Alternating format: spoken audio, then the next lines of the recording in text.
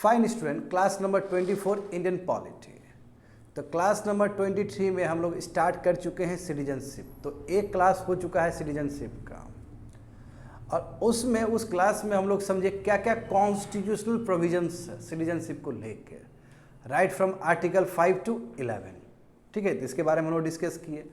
इस क्लास में हम लोग डिस्कस करेंगे कि सिटीजनशिप कैसे मिल सकता है, और ये जो सिटीजनशिप मिलने का जो बात है, हम बात करना चाहते हैं सिटीजनशिप एक्ट 1955 के हिसाब से, जो पार्लियामेंट जो लॉ बनाएगी तो उसके आधार पे कैसे सिटीजनशिप मिल सकता है वो हमें देखना होगा इस क्लास में। बट बिफोर डैट, जो हम लोग पिछले क्लास में पढ़े थे उसको थोड़ा रिकैप कर लेते हैं।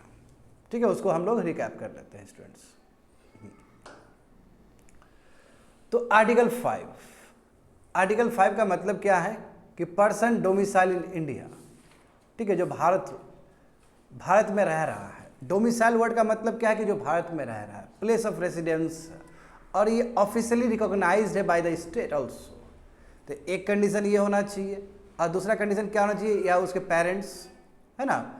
अच्छा, एक कंडीशन तो ये होना ही चाहिए कि पर्सन डोमिसाइल होना चाहिए भारत में, और एट द सेम टाइम जो थ्री कंडीशन के हिसाब से एक कंडीशन और मीट करना चाहिए, तब उसको भारत का नागरिकता मिलेगा। हाँ, इसको डिटेल में समझना चाहते हो तो पिछले क्लास में जाके विजिट कर सकते हो। क्लास नंबर 6 और क्लास नंबर 6 बोले, article number 6 and article number 7 both are related to the Pakistan. कैसे पाकिस्तान से जो लोग आए। अच्छा, ये जो पाकिस्तान का बात किया जा रहा है विद्यार्थी लोग, east Pakistan and west Pakistan दोनों का ही बात किया जा रहा है। ईस्ट पाकिस्तान मतलब अभी का बांग्लादेश, तो Bangladesh was Pakistan that time, समझ गए ना। तो 6 और 7 अभी का पाकिस्तान और अभी का बांग्लादेश दोनों के लिए ही रिलेटेबल है वो। 8 नंबर क्या है कि person of Indian origin residing outside India, जो भारत से बाहर जो लोग रह रहे हैं बट इंडियन ओरिजिन है, उसको कैसे मिलेगा। अच्छा, वो जो मिलने का प्रक्रिया है, सिटीजनशिप मिलने का प्रक्रिया अभी भी सेम है। कॉन्सुलर ऐसे से ही मिलता है, जो एम्बेसी है बाहर, एम्बेसी में जाकर आपको रजिस्ट्रेशन कराना होता है, उस हिसाब से मिलता है। और स्टिल ये चीज़ आपको सिटीजनशिप एक्ट 1955 में भी ये चीज़ मिलेगा। 9 नंबर देखो, पर्सन्स, 9 नंबर बोले, आर्टिकल 9 देखो, persons voluntarily acquiring citizenship of foreign states not be citizen, कैसे टर्मिनेट हो सकता है। मैं ये जो टर्मिनेशन का बात होगा विद्यार्थी लोग, ये कौन सा टर्मिनेशन का बात होगा, ये 26 जनवरी 1950 से पहले तक का बात होगा, क्योंकि इसके बाद का जो टर्मिनेशन का जो प्रोसेस, सिटीजनशिप कैसे टर्मिनेट हो सकता है, कैसे खत्म हो सकता है, वो बात होगा सिटीजनशिप एक्ट 1955 में। समझ गया ना।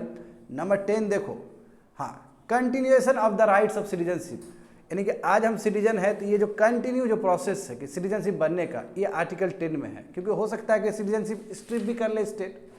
अब ये subject to the law made by the parliament, जो पार्लियामेंट लॉ बनाएगी। पार्लियामेंट फर्स्ट लॉ कौन सा बनाई है, सिटीजनशिप एक्ट 1955, उसके आधार पर देखते हुए, और वो कुछ गलत काम करता है, लेट से वो एनिमी स्टेट्स के साथ ट्रेड करता है, तो उस समय उसका सिटीजनशिप लॉस भी हो सकता है। बात समझे ना। But with subject to the law made by the parliament. And last one 11, parliament to regulate the rights of citizenship by law, यानी कि पार्लियामेंट सशक्त है कि वो लॉ ला के, है ना, सिटीजनशिप के बारे में एक्वेशन, टर्मिनेशन और भी बहुत सारी चीज़ को वो ला सकती है, और सिटीजनशिप को दे सकती है और ले भी सकती है, और सिटीजनशिप से रिलेटेड बहुत सारा वो रूल्स और रेगुलेशन बना सकती है। पार्लियामेंट सशक्त है, पार्लियामेंट एम्पावर्ड है। ये आर्टिकल 11 इंश्योर्स करता है पार्लियामेंट के लिए। आया समझ में ना। तो पिछले क्लास का एक छोटा सा रिकैप अब यहाँ पे देखेंगे हम लोग। ऑल टुगेदर न्यू टॉपिक, तो सिटीजनशिप एक्ट 1955 है, ठीक है। तो इसमें देखो पूरी तरीके विस्तार, आफ्टर जनवरी 26, 1950, देखो कैटेगरिकली लिख दिया गया ना कि 26 जनवरी 1950 के बाद यदि नागरिकता का बात होगा, नागरिकता देने का बात होगा, या नागरिकता स्ट्रिप ऑफ करने का बात होगा, यानी कि लॉस ऑफ सिटीजनशिप का बात होगा, वो इसी लॉ से होगा। सिटीजनशिप एक्ट 1955 बनाया गया for equation and loss of citizenship after the commencement of the constitution, यानी कि 26 जनवरी 1950 के बाद नागरिकता का कोई भी इशू आएगा तो इस एक्ट के हिसाब से उसको डील किया जाएगा। समझ गए ना।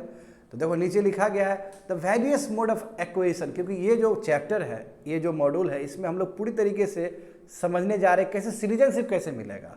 हाँ, आने वाले समय में हम लोग समझेंगे टर्मिनेशन कैसे होता है, वो भी हम लोग समझेंगे फर्दर क्लासेस में। बट इस क्लास में हमें समझना है कि सिटीजनशिप कैसे मिल सकता है। तो सिटीजनशिप मिलने का तरीका शुरू में 5 था, बाद में आसाम अकॉर्ड 1985 में जो राजीव गांधी के साथ हुआ था, इसलिए ये 6th क्लॉज वहाँ पे जुड़ा हुआ है और उसके लिए एक स्पेशल सेक्शंस यूज़ किया गया था। हाँ, सेक्शन 6A को यूज़ करके सिटीजनशिप एक्ट 1955 उसको यूज़ करके ये 6th प्रोविज़न आया। बट बेसिकली देखोगे शुरुआत का जो एक्ट में है, सिटीजनशिप एक्ट 1955 में शुरुआत में तुमको 5 ही चीज़ था। ये 5 ही चीज़ यानी कि citizenship by birth, citizenship by decent, citizenship by registration, citizenship by naturalisation, citizenship by incorporation of territory, ये 5 ही कॉन्सेप्ट था। ये जो छठा कॉन्सेप्ट आया कि special provisions as to citizen of person covered by the Assam accord, ये कब हुआ था? राजीव गांधी के टाइम में हुआ था।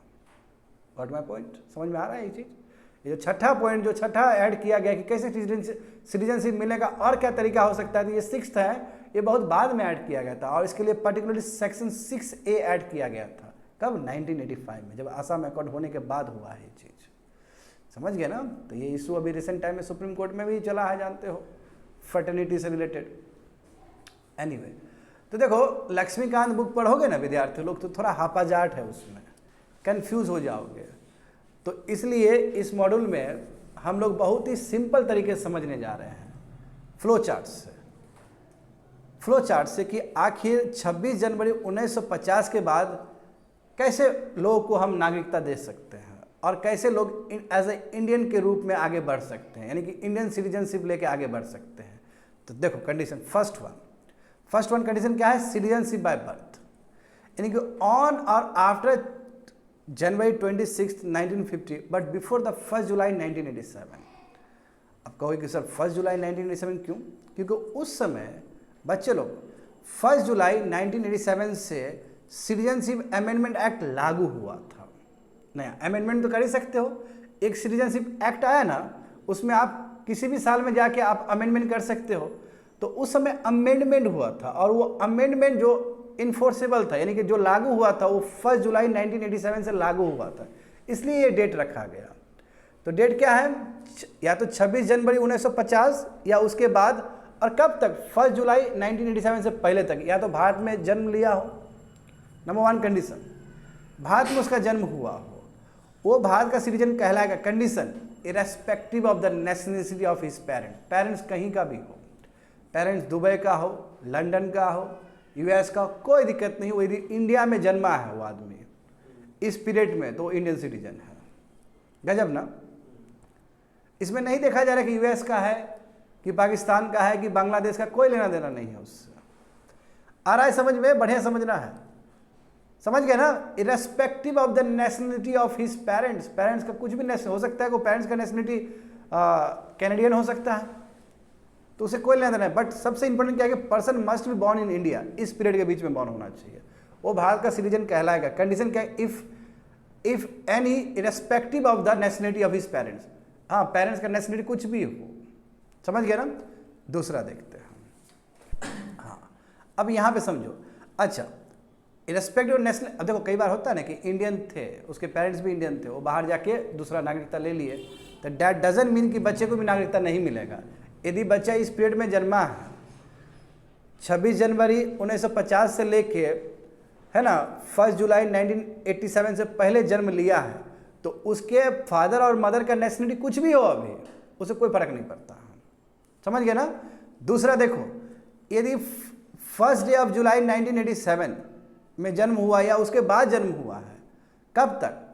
तुम्हारा नेक्स्ट पेज देखोगे, दिसंबर 3, 2004 से पहले तक, दिसंबर 3, 2004 से पहले तक। समझ गए ना? इसमें मेंशन कर लेना अच्छे से कि कब जन्म हुआ है, 1 जुलाई 1987 के दिन या उसके बाद, और ब्रैकेट कब क्लोज होगा? दिसंबर 3, 2004 से पहले तक। लिखते रहोगे ना बच्चे लोग, लिखते रहोगे इसको।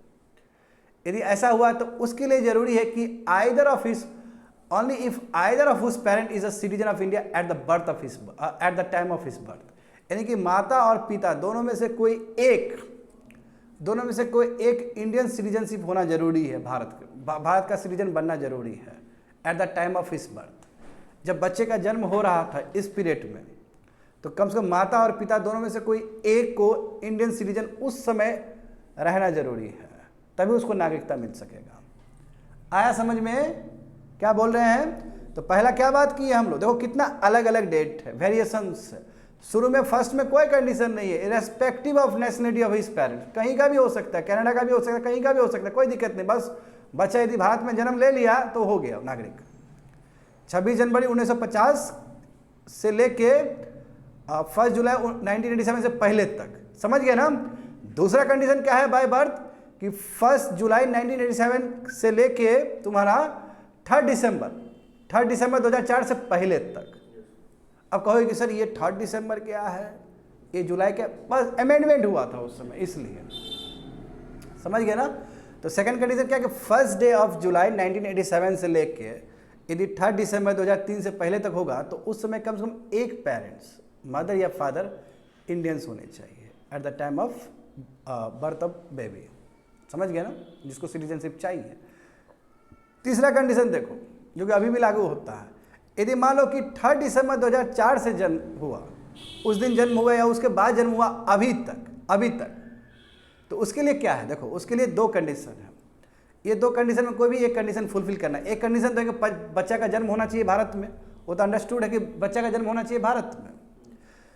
दूसरा कंडीशन क्या है कि both of his parents are citizen of India, दोनों ही पेरेंट्स क्या होने, मम्मी पापा यानी कि मदर फादर दोनों ही क्या होना चाहिए, भारत के नागरिक होना चाहिए at the time of birth. या फिर ऐसा भी हो सकता है कि one of whose parents is a citizen of India, माता पिता में एक कोई, यानी कि लेट से माता समझो कि माता क्या है, तुम्हारा सिटीजन ऑफ इंडिया है उस टाइम में, और अदर जो है पिता है, लेट से हो सकता है पिता क्या है, इलीगल माइग्रेंट हो। इलीगल मतलब समझ रहे हो, वो बाहर से लीगल समझ रहे हो, मतलब इलीगल माइग्रेंट ना हो, यानी कि वो लीगल माइग्रेंट बाहर से आया हुआ हो, वीज़ा हो उसके पास, जैसे यूनाइटेड स्टेट से आया है वो यहाँ पे, ठीक है, और उसके पास वीज़ा है, वो इलीगल माइग्रेंट नहीं है। जैसे बांग्लादेश से घुस के आ गया, वो उस टाइप का लोग नहीं है, वो आया वहाँ से यूएस से आया है और वीज़ा से आया है, वो लीगल माइग्रेंट है।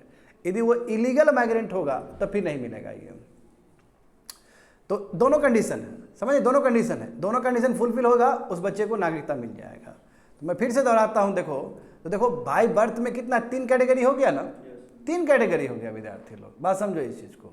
तो 3rd कैटेगरी क्या है कि 3 दिसंबर 2004 से लेके अभी तक, इसमें एक तो फर्स्ट कंडीशन क्या है कि बच्चे का जन्म होना चाहिए भारत में, नंबर 1 कंडीशन। और इस कंडीशन, बाकी कंडीशन क्या है, तो 2 कंडीशन है, 2 कंडीशन में एक कोई कंडीशन फुलफिल होना चाहिए, माता पिता दोनों ही क्या भारत का सिटीजन हो, माता पिता दोनों भारत का सिटीजन हो, या फिर दोनों में से कोई एक भारत का सिटीजन हो और एक जो है स्पाउस जो है वो इलीगल माइग्रेंट ना हो, यानी कि वो लीगल माइग्रेंट, वो आया हो वीज़ा के साथ eight the time of his birth. आया समझ में?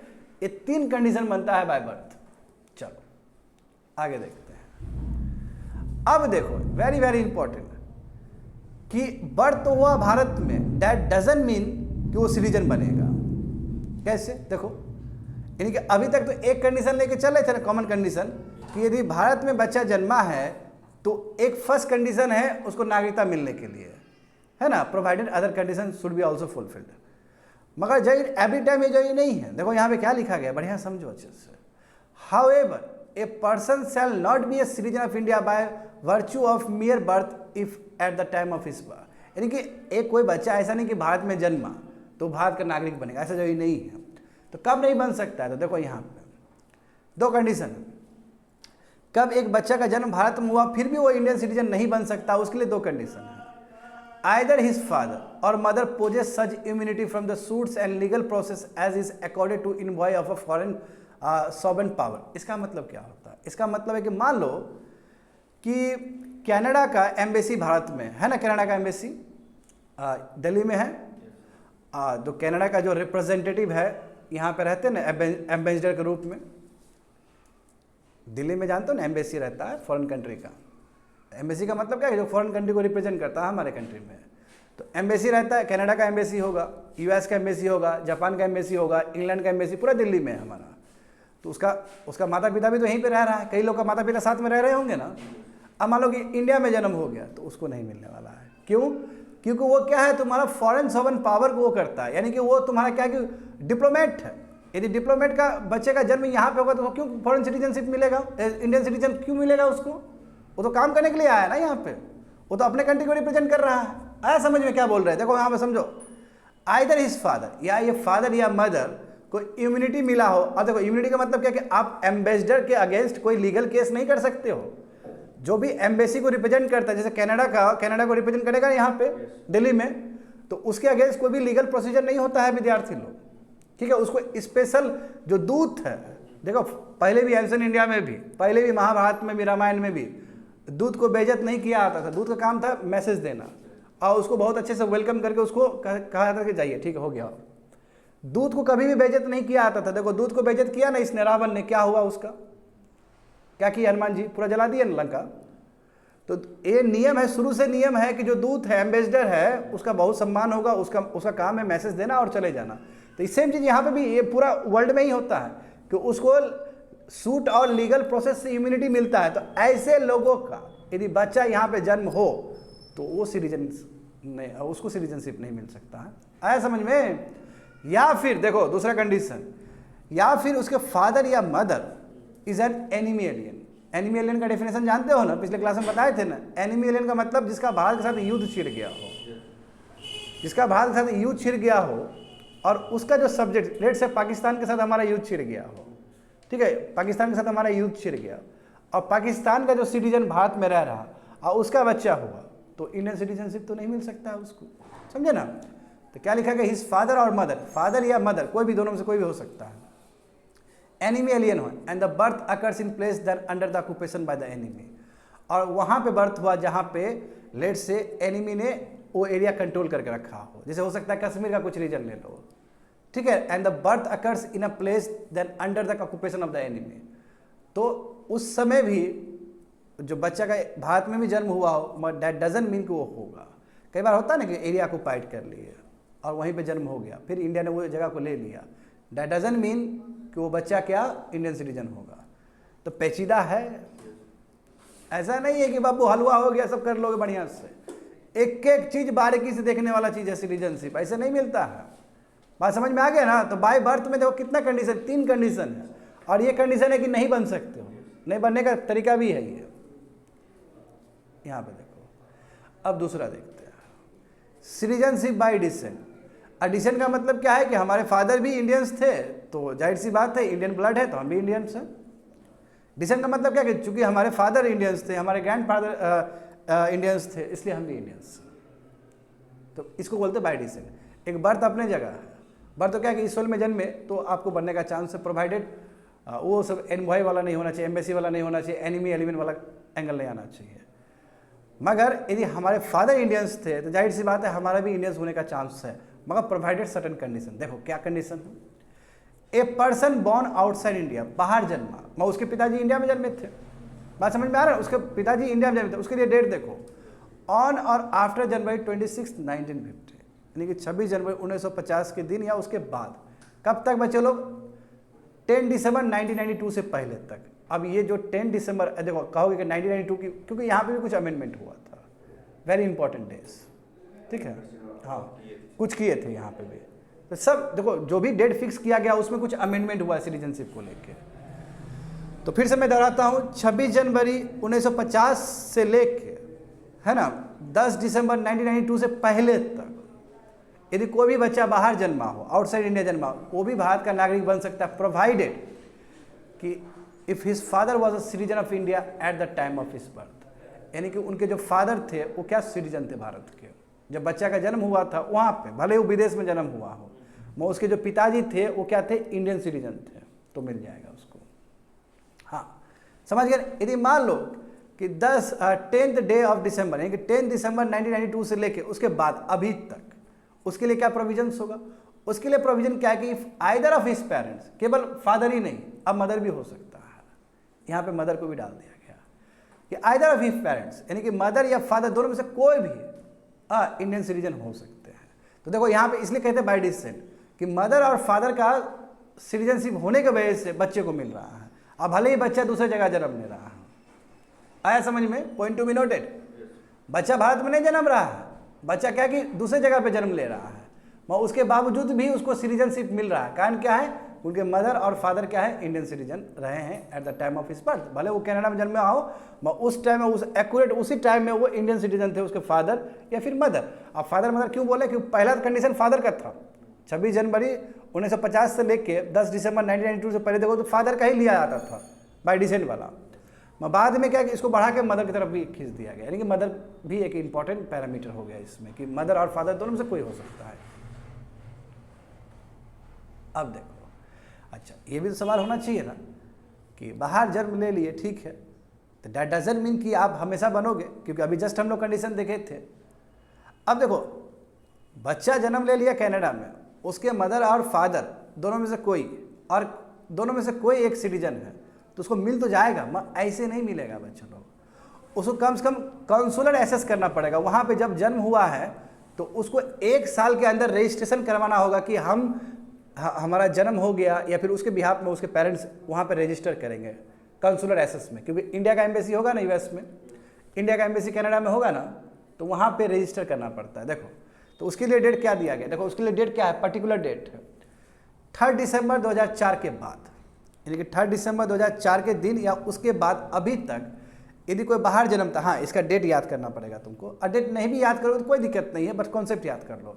अभी तक देखो कौन सा डेट लेके चल रहे थे, अभी तक हम लोग 26 जनवरी 1950 से लेके 10 दिसंबर 1992 के बीच में देख रहे थे। उसके बाद फिर हम लोग देखे कि 10 दिसंबर 1992 से लेके अभी तक।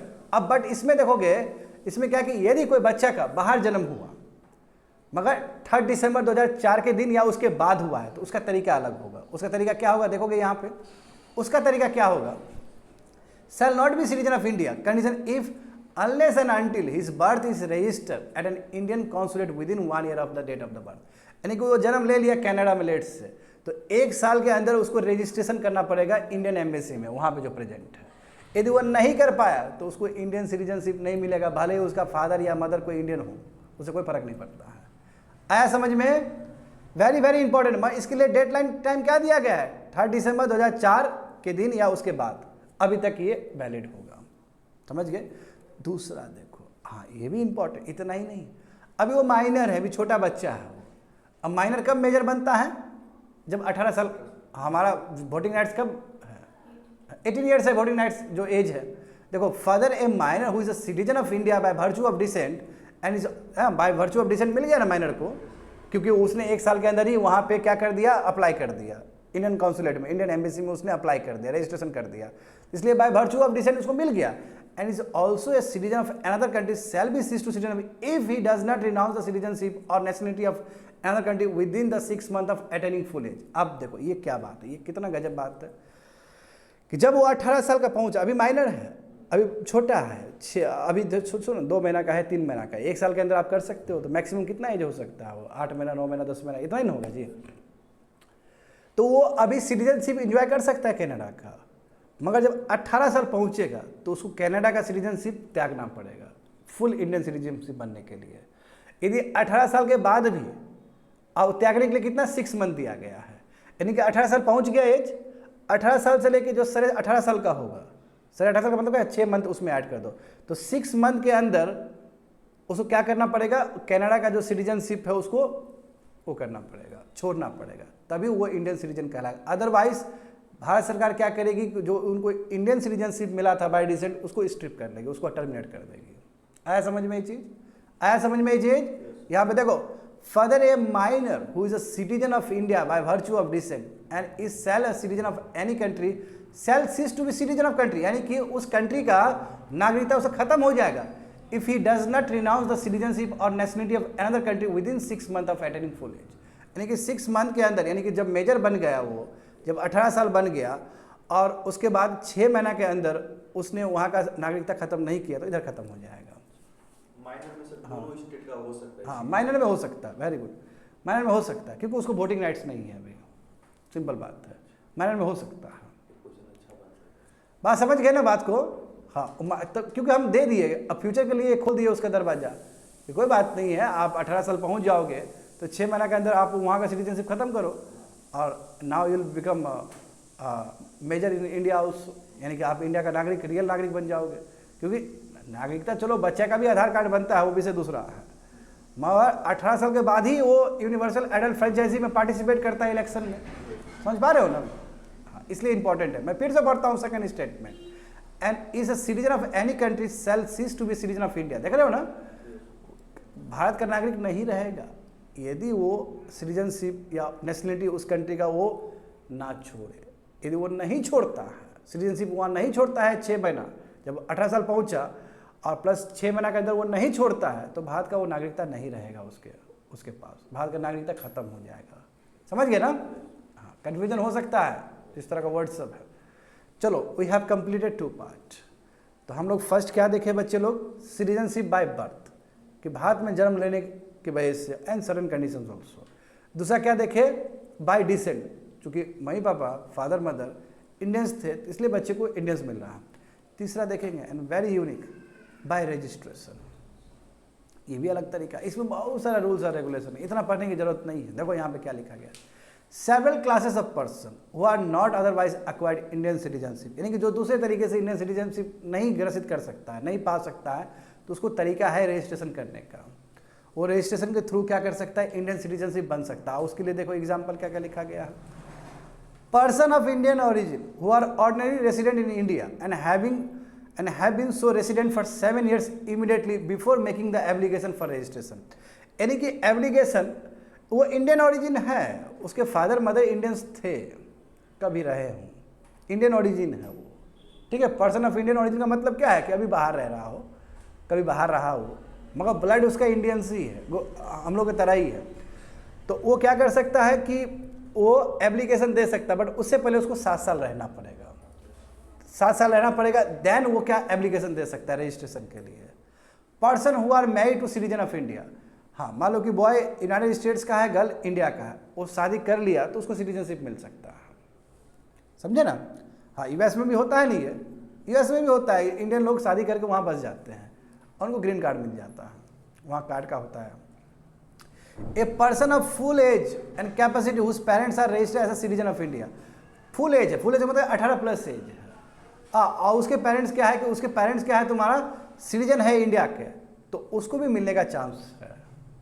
तो ये रजिस्ट्रेशन, यानी कि आप रजिस्टर करके भारत का जो ऑफिस है उसमें रजिस्ट्रेशन करके, और भी बहुत सारा चीज़ है, सब रटने की जरूरत नहीं है, बहुत सारा तरीका है इसमें, बात समझे ना? और भी बहुत सारा तरीका है, तो ये इंपॉर्टेंट उतना नहीं है। सबसे इंपॉर्टेंट जो तरीका है वो नेचुरलाइजेशन है। देख सकते हो बच्चे लोग, नेचुरलाइजेशन। अच्छा, फर्स्ट पेज जाके देखो तो फर्स्ट पेज में क्या क्या बताएं? Registration and naturalisation. ये पॉइंट 4 होगा, गलती से 3 लिख दिया गया है यहाँ पे, ठीक ना? हाँ, 4 नंबर, सिटीजनशिप बाय नेचुरलाइजेशन, ये सबसे इंपॉर्टेंट है, सबसे इंपॉर्टेंट है। इसका मतलब क्या है? कोई भारत का नहीं है, कोई बाहर का आदमी हो सकता है, वो इंडियन ही हो मगर बाहर का आदमी हो, जैसे अक्षय कुमार देख लो, या फिर तुम हर्पेटोलॉजिस्ट वो देख लो। हाँ, अभी थोड़ी देर में बताएंगे उनके बारे में। स्नेक मैन ऑफ इंडिया भी कहा जाता है उनको, वाइट टेकर, रोबलस वाइट टेकर, ठीक है। या फिर मदर टेरेसा देख लो, वो इंडियन थोड़ी रहे हैं, मगर उन्होंने इंडिया के लिए किया है।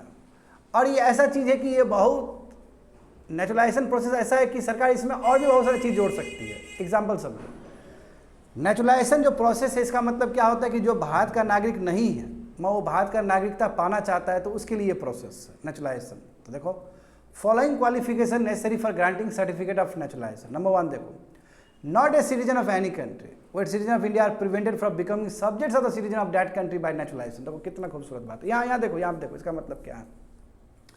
एग्जाम्पल लेते हैं स्विट्जरलैंड का, स्विट्जरलैंड और इंडिया, स्विट्जरलैंड और इंडिया। लेट से स्विट्जरलैंड का आदमी चाहता है कि हम, स्विट्जरलैंड का आदमी, स्विट्जरलैंड में जो रहता है वहीं का आदमी है, स्विट्जरलैंड का आदमी चाहता है कि हम भारत का नागरिक बने, तो उसको बाय द नेचुरलाइजेशन प्रोसेस बन सकता है, प्रोवाइडेड स्विट्जरलैंड में भी ये व्यवस्था होना चाहिए कि इंडियन वाला आदमी बाय नेचुरलाइजेशन प्रोसेस वहाँ पे स्विट्जरलैंड का नागरिकता एक्सेप्ट किया जाए, उसको वो वहाँ पे नागरिक बन सके। ये दोनों तरफ होना चाहिए। यदि मान लो कि स्विट्जरलैंड में हमारे इंडियंस को सिटीजनशिप नहीं मिलेगा नेचुरलाइजेशन प्रोसेस, तो हम स्विट्जरलैंड वाले लोग को नहीं देंगे। ये टिट फॉर टैट है। आया समझ में? आया समझ में? ठीक से देखो, यहाँ पर समझो, not a citizen of any country, यानी कि वो नागरिक नहीं होगा जहाँ पे इंडियंस को प्रिवेंट किया जाएगा वहाँ का सिटीजन बनने में। यानी कि वहाँ के नेचुरलाइजेशन प्रोसेस से वो इंडियन सिटीजन नहीं बन सकता वहाँ का सिटीजन, तो ऐसे सिटीजन को, उस स्टेट का सिटीजन को हम भी नेचुरलाइजेशन प्रोसेस से सिटीजन नहीं बना सकते। साफ साफ बात है, आया समझ में ना। तो उसके लिए उस स्टेट में भी वो प्रोविजन होना चाहिए जो प्रोविजन हमारे कंट्री में है। कहीं होता है ना, नहीं देता है नागरिकता, तो नहीं देगा तो हम भी नहीं देंगे तुमको नागरिकता, करते रहो, बैठे रहो, नहीं देंगे नागरिकता। आया समझ में।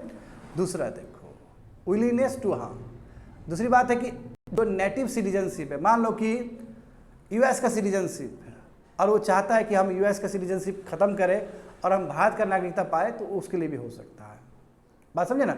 मगर जानते हो कि इंडिया में ओनली वन सिटीजनशिप, एक तो स्टेट सिटीजनशिप नहीं, और इतना ही नहीं, यदि कनाडा का सिटीजन है तो भारत का सिटीजन नहीं बन सकता है। भारत का सिटीजन बनना है तो कैनेडियन जो सिटीजनशिप है वो ख़त्म करना पड़ेगा। जैसे अक्षय कुमार का रिसेंट टाइम में हुआ था। अक्षय कुमार का जब मूवी सब फ्लॉप होना शुरू हो गया तो वो इंडियन सिटीजनशिप खत्म करके कैनेडियन सिटीजनशिप तक गया, वो यानी कनाडा का सिटीजनशिप लिया उसने। और अभी तो बहुत बड़ा हीरो है अक्षय कुमार। तो रिसेंटली 2-3 साल लगा प्रोसेस होने में, रिसेंटली अक्षय कुमार फिर से इंडियन सिटीजनशिप को एक्वायर कर लिया इसी प्रोसेस से। और जब एक्वायर किया इसका मतलब क्या हो, कनाडा का जो सिटीजनशिप है वो रिनाउंस कर दिया, वो ख़त्म कर दिया। अब ये भी देखोगे, हाँ very very important, resided or been in the governmental service for 12 months preceding his date of application and such other residential service clause for a period of preceding 14 years। अब ये क्या है, देखो समझो यहाँ पे, इसको ऐसे समझो बच्चे लोग कि 14 साल का एक लाइफ स्पैन है। 14 साल में ना, 14 साल में आपको कम से कम 11 साल रहना पड़ेगा। टुकड़ी वाइज भी रह सकते हो, 6 महीना रह गए, 10 महीना रह गए, 4 साल रह गए। बात समझे ना। 14 महीना में, अच्छा सुनो तुम लोग, 14 साल में, 14 महीना 14 ईयर्स में कम से कम 11 ईयर्स रहना होगा, जो नहीं कि कंटिन्यूस फॉर्म में। 2 महीना रह गए, 1 महीना वहाँ पर रह गए, फिर यहाँ पे 3 साल रह गए, फिर 1 महीना वहाँ पर रह गए, फिर 5 साल यहाँ पर रह गए। टोटल आपका 11 ईयर्स होना चाहिए आउट ऑफ 14 ईयर्स में। आया समझ में ये चीज़। उसके बाद यानी कि 14 साल में आप 11 ईयर्स रहे, और डिस्क्रीट फॉर्म में भी हो सकता है, जो नहीं कंटिन्यूस फॉर्म में। बट जब आप एप्लीकेशन दे रहे हो कि हम नेचुरलाइजेशन प्रोसेस से बनना चाहते हैं, तो उसके लिए 1 साल पहले आपको कंटिन्यू रहना पड़ेगा। उससे पहले आपको 1 साल कंटिन्यू रहना पड़ेगा। कहने का मतलब क्या है कि एप्लीकेशन देने से पहले 1 ईयर, उससे पहले 14 साल में 11 साल, और जो नहीं कि कंटिन्यूस हो। आया समझ में, आया समझ में क्या बोल रहे हैं। ये 12 मंथ रहना पड़ेगा, और ये 11 ईयर्स में कम से कम 9 ईयर्स रहना पड़ेगा। यही तो सिटीजनशिप अमेंडमेंट एक्ट में चेंज करने का बात था कि 11 ईयर को 6 ईयर कर दो, समझे ना। और कर भी दिया गया, 2016 में प्रपोज किया गया बिल, और अभी वो एक्ट बन चुका है। वेरी इंपॉर्टेंट क्लॉज, आए समझ में ना। हाँ आगे देखोगे विद्यार्थी लोग, आगे क्या दिया गया है, फिर से मैं पढ़ता हूँ समझो। रिसाइडेड और been in governmental service for 12 months preceding his date of application and such other residential service clause for a period of preceding 14 years। हाँ इसमें 11 years मेंशन नहीं किया गया, थोड़ी देर में आ जाएगा, don't worry. Possesses good character, अच्छा कैरेक्टर होना चाहिए। जैसे मदर टेरेसा है, वो कितना बड़ा कैरेक्टर है। जैसे हार्पेटोलॉजिस्ट तुम्हारा रोबलस वाइट टेकर, कितना बड़ा कैरेक्टर है वो, है ना। तो ये भी हो सकता है। या फिर 8 शेड्यूल लैंग्वेज, जो हमारे 8 शेड्यूल में 22 लैंग्वेज दिया गया ना, उसे किसी एक लैंग्वेज पे बहुत अच्छा पकड़ होना। इसका मतलब क्या कि वो ज़्यादा वो इंडिया को वैल्यू दे रहा है, क्योंकि इंडिया का भाषा जानता है वो। बात समझे ना। यानी कि 8 शेड्यूल में जो 22 लैंग्वेज है, 22 लैंग्वेज में एक लैंग्वेज, 22 ही लैंग्वेज होगा, 22 लैंग्वेज में एक लैंग्वेज पे कम से कम एडवोकेट नॉलेज होना। And intends to decide in India और to enter into continue in service under government of India और under the international organisation of which India is a member. और वो भारत में रहना चाहता है, उसका इंटेंट भी क्या है, भारत में रहना चाहता है, समझे ना। कोई भी इंटरनेशनल ऑर्गेनाइजेशन है, जो भी भारत सरकार का जो भी सर्विस है, उसमें वो कंटिन्यू करना चाहता, वो यहाँ पे रहना चाहता, और वो इंटरनेशनल ऑर्गेनाइजेशन का हिस्सा बनना चाहता है जहाँ पे इंडिया भी मेंबर है उसका। यानी कि मान लो कि WHO का कोई आदमी चाहता है कि हम इंडियन सिटीजनशिप ले, तो ले सकता है। क्यों? क्योंकि WHO का हम खुद मेंबर हैं, हम खुद मेंबर हैं। बात समझ गए ना। तो intends to decide in India और टू एंटर इनटू और continue in service under government of India, यानी कि भारत सरकार के अंदर काम करना। हो सकता है ना बाहर का आदमी हो और यहाँ पे काम कर रहा हो भारत सरकार के अंदर एडमिनिस्ट्रेशन में या फिर दूसरी जगह पे, ठीक है। या फिर उस इंटरनेशनल ऑर्गेनाइजेशन में वो काम कर रहा है जिसका भारत स्वयं मेंबर है। जैसे मान लो कि वर्ल्ड ट्रेड ऑर्गेनाइजेशन, भारत मेंबर है कि नहीं है इसमें? जैसे ब्रिक्स का मेंबर है कि नहीं है भारत? समझ रहे हो ना, भारत मेंबर है। तो यदि इस ऑर्गेनाइजेशन में काम कर रहा है वो आदमी, भले वो विदेश में है, वो इंडिया में रहना चाहता है, वो रह सकता है। हाँ, मगर सोचो कि एक ऐसा इंटरनेशनल ऑर्गेनाइजेशन जिसमें भारत मेंबर ही नहीं है, और वो आदमी यदि चाहता कि इंडिया का सिटीजनशिप ले तो उसको नहीं मिलने जा रहा है। क्यों?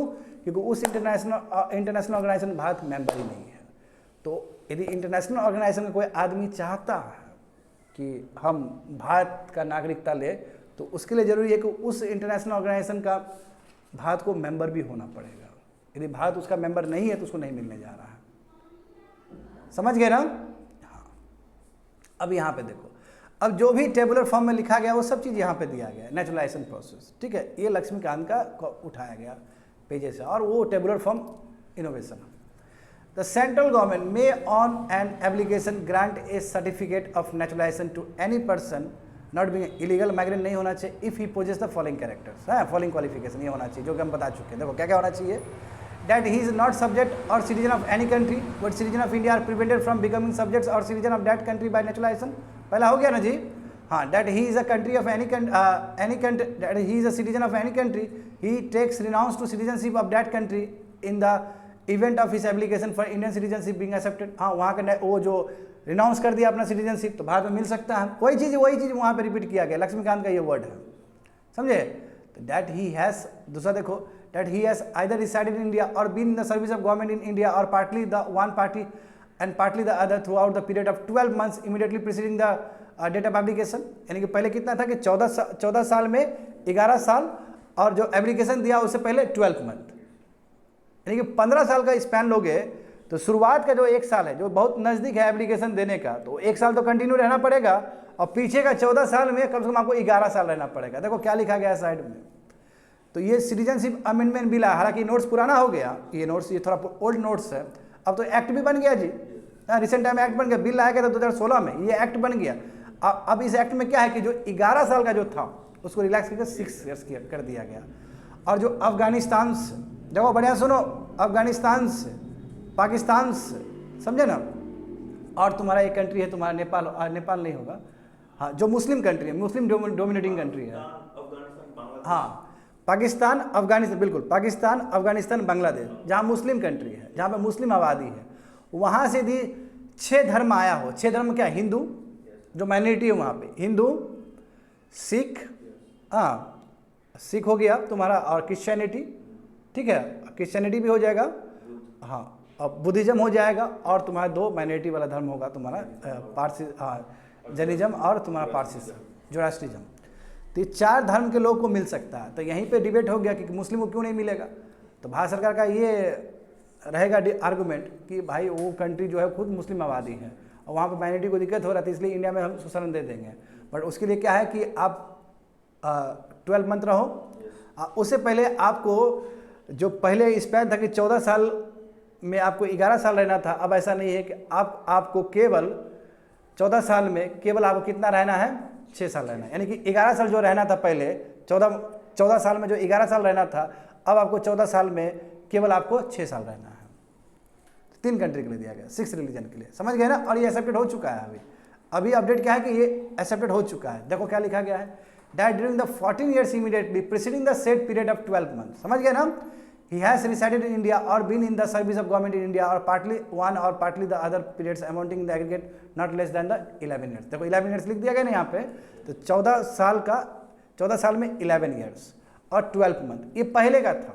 सिटीजनशिप एक्ट 1951 पहले का था, बट अभी जो अमेंडमेंट किया गया इसमें क्या कर दिया गया, 11 साल को रिलैक्स करके 6 years कर दिया गया, और अभी हो गया, लागू भी हो गया ये, समझ गए ना। और क्या पढ़े थे, गुड कैरेक्टर होना चाहिए, एडुकेट नॉलेज होना चाहिए उसको, 8 शेड्यूल में जो भी लैंग्वेज है 22 लैंग्वेज है, उसमें एक लैंग्वेज में पकड़ होना चाहिए उसको, समझ गए ना। और देखो ये जी नंबर भी बता चुके हैं कि इंटरनेशनल ऑर्गेनाइजेशन का वो है ना, उस इंटरनेशनल ऑर्गेनाइजेशन के अंदर काम कर सकते हैं जिसका भारत मेंबर हो, समझे। वो सोसाइटी के अंदर भी, उस कंपनी के अंदर भी जिसका भारत में इस्टेब्लिशमेंट हो, तो वो नागरिकता उसको मिल सकता है। मैं ऑलरेडी कवर कर चुका हूँ। अब देखो यहाँ पे देखो मदर टेरेसा, हाउएवर देखो यही तो है नेचुरलाइजेशन का खास चीज़ कि ऐसा नहीं कि जितना दिया गया उतना ही है, सरकार कभी भी इसको, इस हॉरिजन को और बढ़ा सकती है। जो प्रोसेस ऑफ नेचुरलाइजेशन का जो प्रक्रिया है, पैरामीटर, वो सरकार कभी भी इसको और बड़ा कर सकती है। एग्जाम्पल देखो, however the government of India may waive all और any of the above condition, जो भी कंडीशन है वो कंडीशन को वेव भी कर सकती है भारत सरकार, और नया कंडीशन भी ला सकती है। देखो इनकेस यानी कि मान लो कि जिसने बहुत तगड़ा डिस्टिंग्विश सर्विस दिया हो साइंस को, फिलोसॉफी को, आर्ट को, लिटरेचर को, वर्ल्ड पीस को, ह्यूमन प्रोग्रेस को, तो ऐसे आदमी के लिए भारत सरकार नेचुरलाइजेशन प्रोसेस से सिटीजनशिप दे सकती है। यानी कि अब देखो ये कंडीशन के हिसाब से मान लो कोई फिट नहीं बैठा, मगर उसने बहुत तगड़ा काम किया, उसने बहुत तगड़ा काम किया, जैसे मदर टेरेसा वर्ल्ड पीस के लिए काम की ना, यहाँ पे डाउन टोडन सेक्शन के लिए काम की ना, तो वो कैरेक्टर में कहीं तो मैच नहीं किया, मगर फिर भी मदर टेरेसा को क्या मिल गया, मदर टेरेसा को फिर भी नागरिकता मिल गया, भारत का नागरिकता मिला है उनको। तो एवरी, मगर जिसको नेचुरलाइज सिटीजन मिलेगा, जिसको सिटीजनशिप मिलेगा बाय नेचुरलाइजेशन प्रोसेस, तो उसको ओथ भी लेना पड़ता है, उसको शपथ लेना पड़ता है कि हम जो भारत का जो संविधान है उसके प्रति लॉयल रहेंगे, उसके प्रति एलिजेंस रहेंगे। बात समझे?